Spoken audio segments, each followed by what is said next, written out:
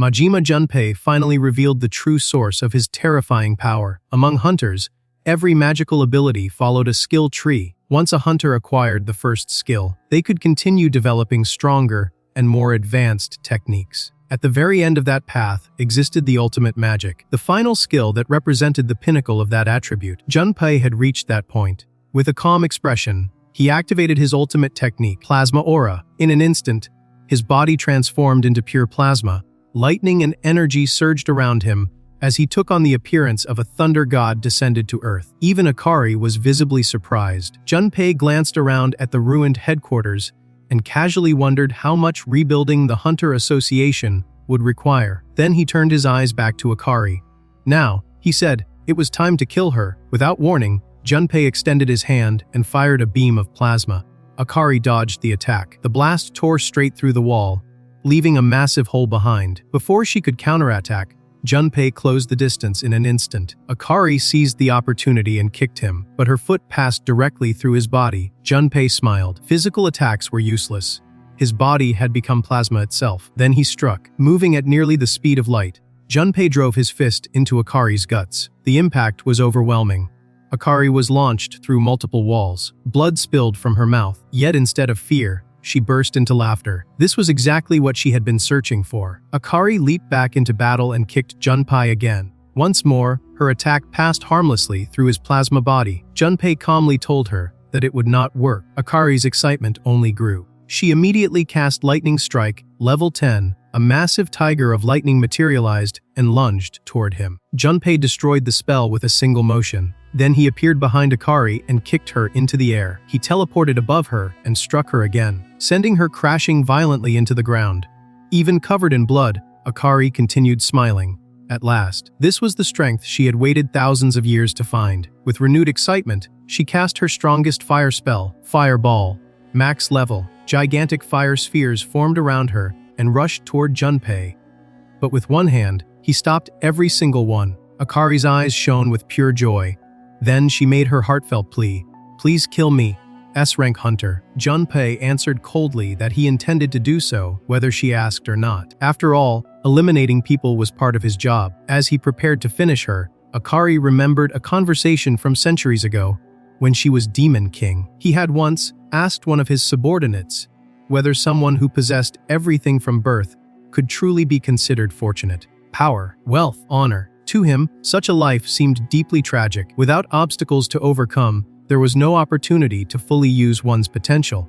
It was like being trapped forever in a game that had already been completed. Eventually, such a person would spend eternity searching for a challenge capable of destroying their perfection and invincibility. Back in the present, Akari hung in Junpei's grasp, her body battered and covered in blood. Junpei described in horrifying detail what he intended to do. He would cut off her limbs. He would run electricity through every pain receptor in her body. He would torture and kill everyone she knew. And after reducing her to scraps of flesh, he would flush what remained down a toilet. For a moment, Akari fell completely silent. Then she smiled, a deep, delighted smile unlike anything she had shown before. She told Junpei that she had been waiting 2,000 years for someone exactly like him.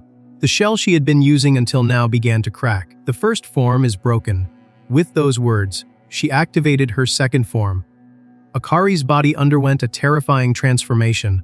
Dark wings erupted from her back. Her severed arm regenerated instantly. Every wound on her body disappeared, as if they had never existed. Her hair grew longer and turned pure white. Her eyes turned red. Standing before Majima Junpei in her restored and far more powerful form, Akari spread her wings and declared the name of her transformation, second form, Angra Mainyu. For the first time since the battle began, Junpei was visibly shaken. He stared at her in disbelief. Akari's magical power should have been nearly exhausted after their brutal fight. Yet now she stood before him completely healed and overflowing with even greater strength. Without waiting another second, Akari rushed forward. Junpei remained still. He was confident that his plasma body would protect him from any physical attack. But in the next instant, Akari's punch connected. The blow struck him directly and sent him flying across the battlefield. Even his plasma form could not nullify the impact. He quickly used his plasma beam, Akari closed the distance even through that attack and kicked him again, smashing him into the wall. Junpei couldn't understand. He demanded to know how she was able to touch him in his plasma state. Akari explained calmly. The pitch-black magic of Angra Mainyu completely nullified the special properties of all other magic. Abilities that granted immunity or unusual effects were rendered useless. After all, disabling troublesome powers was something final bosses often did. Junpei's expression twisted with rage. He charged forward and threw another punch. Akari met him head-on. Their fists collided, but this time Akari's power was overwhelming. Junpei's hand shattered on impact. He stared in disbelief. His magical power had tripled. His abilities had become far stronger. And still, it was not enough. Furious, he unleashed another attack and shouted for Akari not to mock him.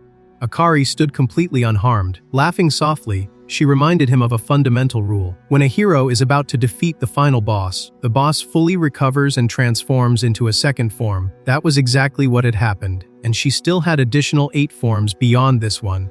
Akari walked toward Junpei through all of his attacks. For the first time, Majima Junpei began to fear her. With a single push, he went crashing through several floors of the building. Then Akari cast Fireball level 42, a spell far stronger than her normal fireball magic. The attack caused a massive explosion that destroyed the upper floors of the building. When the smoke cleared, Junpei was left with only one arm and one leg. Akari walked toward him with delighted anticipation. She asked what strategy he would use next. Would he reveal another hidden skill, use the world's most advanced weapon, or awaken an even greater power through sheer determination? Her eyes shone with excitement. She urged him to stand up quickly so they could continue.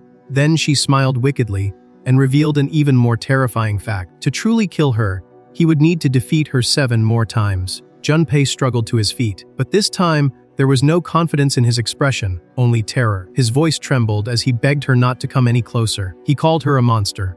Akari froze. For a brief moment, memories flooded her mind. She remembered countless people from her previous world looking at her with the same fear, the same horror, the same despair. Her expression darkened.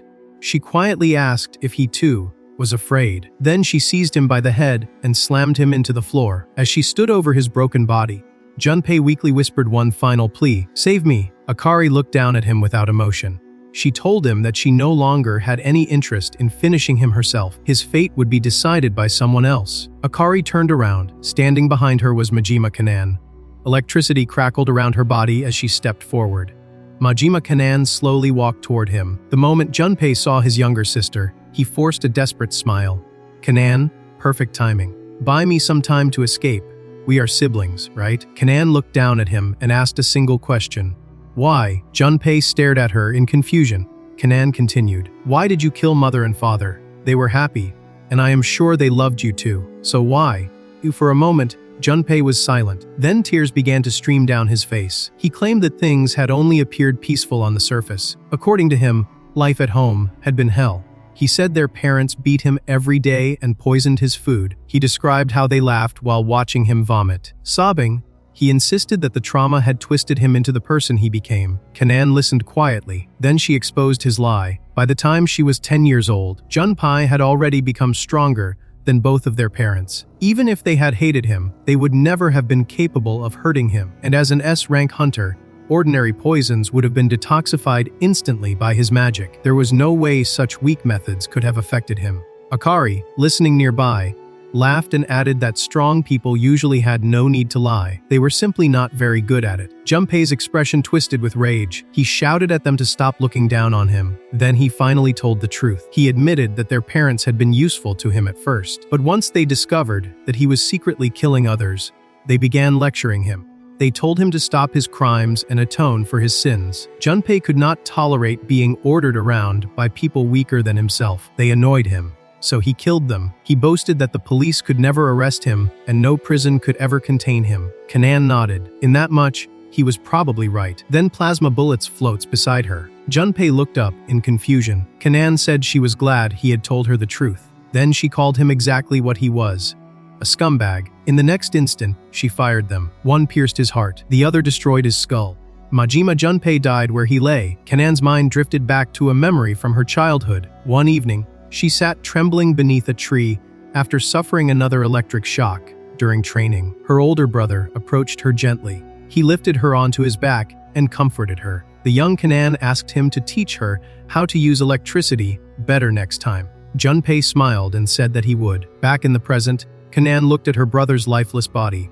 Goodbye, big brother. Later, Akari and Kanan walked out of the ruined Hunter Association headquarters. Rize Xian hurried toward them. Akari immediately remarked that Xian was late. Then she casually handed over one of the keys. She explained that it had been lying around in Junpei's room. Xian accepted it with deep gratitude. She said her judgment had not been wrong. However, she gently asked Akari to be more patient next time. Defeating a man like Junpei required more than military force. There were legal procedures, media strategies, public opinion, and countless political issues to consider behind the scenes. Akari replied simply that she would be more careful in the future. With that, she turned and began walking away. Behind her, Rize Xian and Majima Kanan stood in silence, watching the Demon King depart after casually defeating the strongest hunter in Japan and obtaining the first key to the final quest. Meanwhile, at the American Hunter Association headquarters, the leaders of the world's most powerful hunter organizations gathered for an emergency meeting. There existed 7 great hunter guilds located in Brazil, China, Germany, Russia, Japan, India, and the United States. Unlike ordinary guilds, these 7 were operated directly by the Hunter Association itself. In Japan, the guild name is Orochi, led by Majima Junpei, because the guild master also served as the head of the National Hunter Association.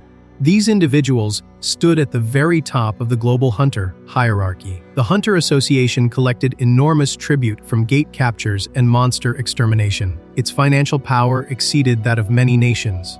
As a result, all 7 guild masters ranked among the richest people in the world. This meeting truly represented the center of global power. The representative of the Indian branch, Vikram Singh, who ranked 3rd in personal wealth worldwide, remarked that nothing like this had happened since the founding of the association. The Chinese representative, Zhang Ji, who ranked 2nd in personal wealth, said he still could not believe that the Japanese branch had collapsed. The Russian representative, Alina Petrov, ranked 9th in global wealth, stated that such a rumor would never have spread through their intelligence network unless it were true. The German representative, Max Muller, ranked 15th in personal wealth, asked how many S-rank hunters the Japanese government had secretly recruited. The Brazilian representative, Sofia Pereira, ranked 7th in personal wealth, replied that it had supposedly been only one person, and according to the reports, that person was an E-rank girl. The entire conference fell silent in shock. Then Nicholas Cold,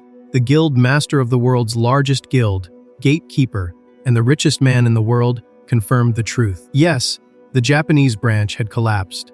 And yes, a single E-rank girl had defeated Majima Junpei. He then displayed the recorded footage of Akari's battle against Junpei. As the representatives watched Akari's second form, they were left speechless. Max Muller could only mutter that she was a monster. Was this truly the power of an E-rank hunter? Zhang Ji quickly pointed out the political implications. The governments they had long kept under control might see this as an opportunity to challenge the association's dominance. For the first time in years, the balance of power was at risk. Nicholas Cold, however, merely laughed. There was nothing to fear. The association's military and financial power still far exceeded that of any government, and above all, they had him. At that moment, Akiyama entered the conference room. He calmly reported that the first-class gate that had appeared in Jordan had already been cleared. The representatives were stunned. Nicholas smiled and praised him for being as quick as ever. The young man replied that there was little difference between a first-class gate and a third-class gate. Only he could say something so outrageous. The Chinese representative privately reflected that even the S-rank hunters from Brazil and Germany had failed to notice him entering the room. This was the only hunter in the world to possess an SSS rank, the strongest hunter alive, the genius known as Akiyama Shun. As Shun watched the footage of Akari's second form, a thoughtful expression appeared on his face. Meanwhile, back in Japan, Rize Xian thanked Majima Kanan once again. Although Kanan's impulsive actions had created many complications, she was sincerely grateful for Junpei's defeat. Kanan replied that she had wanted it as much as anyone. Xian then asked what Akari had been doing recently. She wanted to personally thank her.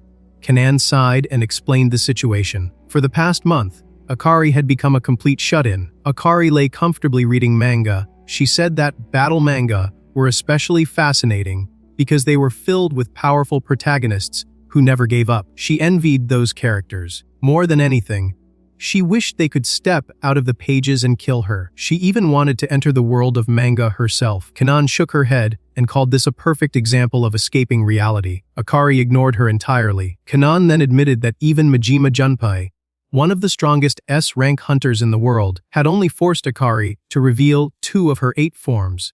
That made her wonder whether anyone in this world could truly defeat her. At that moment, Akari's mother entered the room and announced that an expensive car had arrived outside the house. Akari looked confused. It was Rize Shion. She explained that since Akari had been unwilling to leave her home, she had decided to come personally.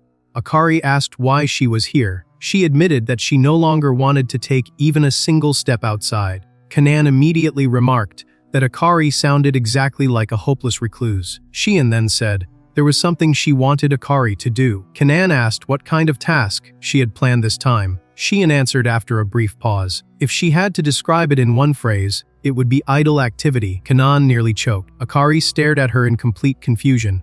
Since the appearance of the gates, the global economy had fallen into stagnation. Whether in major capitals or remote towns, people lived in constant fear of the next gate disaster. Instead of focusing on growth and development, nations were forced to pour their resources into rebuilding damaged infrastructure and protecting their citizens. Under these conditions, many developing countries that once received international assistance were now left with very little support. The gap between rich and poor nations continued to grow wider. Meanwhile, Akari was handing out tablet devices to children in one of those struggling regions. The children cheered with excitement as they received them.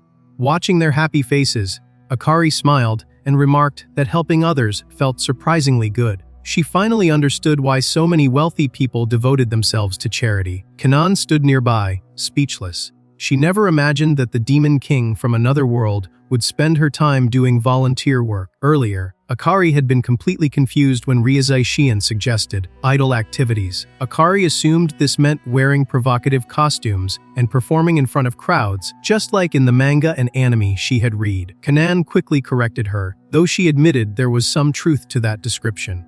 Akari confidently stated that with her appearance, she would have no trouble succeeding. After all, the material was excellent. Shion then clarified what she actually meant. She showed Akari footage of her battle against Majima Junpei. Shion explained that Junpei and the Hunter Association had long abused their authority, collecting tax money under the pretense of defense subsidies. Although many people knew of Junpei's crimes, fear had kept them silent. Now that he was gone, the suppressed resentment throughout Japan was beginning to erupt. Public opinion was rapidly turning against the Hunter Association. Shion thanked Akari once again, but defeating Junpei was only the first step. The Rize family's ultimate goal remained the same: to conquer the descent of white and bring an end to the era of gates. Akari nodded.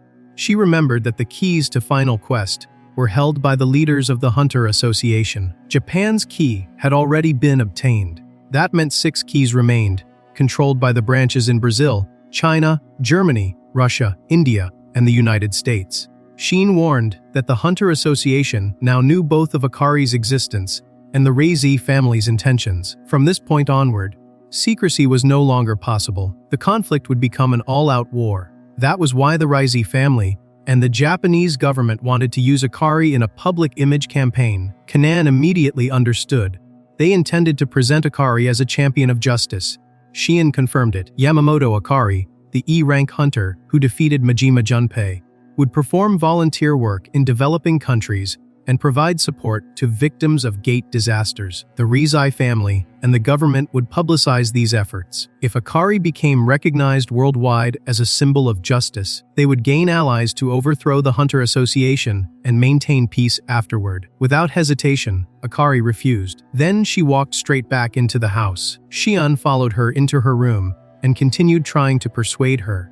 She explained that this strategy would also help Akari achieve her own goal. The remaining guild masters now knew how powerful she was. Unlike Junpei, they would likely avoid fighting her directly. To force such people into battle, Akari would need a vast network of collaborators and informants. From a purely strategic standpoint, this was the most efficient way to reach Final Quest and confront the ultimate boss monster. Akari admitted that Shion was probably right. Then she gave the real reason for her refusal. She was depressed and did not want to face reality. Shion nodded sympathetically. Even she had not realized how overwhelmingly strong Akari truly was until the battle with Junpei. As far as she knew, there was only one person in the world who might compete with Akari on equal terms. Akari's eyes lit up with excitement. Was Shion offering to become her opponent? Shion quickly denied it. She was nowhere near strong enough. However, she added that volunteer work often helped people who were feeling down. Many found that helping others improved their mood and gave them renewed purpose. Akari suddenly asked an unexpected question. Did the children in these developing regions have access to manga and anime? Kanan admitted that many probably did not. Akari immediately changed her mind. That was unacceptable. Now in present, Akari distributed the tablets to the children. Each device had been loaded with a large collection of manga and anime, specially arranged by Shion. As the children explored the stories with sparkling eyes, Akari asked whether they were enjoying them. The children thanked her enthusiastically. Akari laughed and told them that gratitude alone was not enough. When they grew up, they should become brave, strong, and courageous like the heroes in those stories. And once they became powerful enough, they were welcome to come and kill her. Kanan stared in disbelief and asked what exactly Akari was teaching these children. Just as she expected, Akari was naturally beloved by children. Kanan reluctantly agreed. Despite her bizarre personality, Akari was surprisingly good with them. Later that evening, Akari sat alone on a bench after the day's activities. Kanan approached and thanked her for her hard work. Akari sighed and admitted that dealing with children was even more exhausting than destroying a hero party. Kanan sat down beside her. As she reflected on everything she had seen that day, she asked Akari a simple but profound question. Even if no one ever defeated her as the final boss, could she still find a way to be happy? Hearing Kanan's question, Akari fell silent for a moment. Then she admitted that she had never truly considered the possibility. Manga, games, and anime were fun. The food in this world was delicious. Perhaps living peacefully and enjoying those things was not such a bad idea after all. Kanan smiled and told her that, while their situations were different, she had been able to achieve her goal because of Akari. Sometimes, she said, it was enough to simply enjoy the present. That, too, was a valid way to live. Akari did not respond immediately, but Kanan's words stayed with her. That night, lying alone in her tent, Akari reflected on everything she had experienced. Did she really need to be defeated? Being slain as the final boss was merely the role assigned to her by her creator. It was not a destiny she had chosen for herself. In truth, her creator had been unfair. He was the only one who had been defeated and died with satisfaction, while Akari was left behind to search endlessly for the same fulfillment. Perhaps Kanan was right. Perhaps she could simply enjoy the present. With that thought in mind, Akari quietly fell asleep. The next morning, Akari stepped out of her tent to find Ri Zishan waiting for her. Shion greeted her warmly and immediately noticed that something about Akari seemed different. Akari replied that nothing had happened, and that was exactly why she felt different. Shion then mentioned that some children were waiting in the village square. They wanted to give Akari a present. Meanwhile, Kanan dragged herself out of her tent. Mornings were always difficult for her because of her low blood pressure and her habit of oversleeping. When she reached the square, she stopped in surprise. Akari was surrounded by children holding sticks. Akari glanced at Kanan and remarked that, as usual, Blonde looked dull and lifeless in the morning. Kanan ignored the insult and asked what was happening. One of the children explained that Akari had given them so many wonderful things that they wanted to give something back. Another child added that Akari often said she wanted to be defeated, so they had decided to defeat her themselves. A third proudly declared that although they were only children, they were strong because they ran many kilometers every day to fetch water. Akari burst into laughter. She was genuinely delighted. Kanan watched the scene and thought to herself that the children were surprisingly adorable, believing they were simply trying to cheer Akari up. But Akari showed no mercy. With a single kick, she knocked every child to the ground.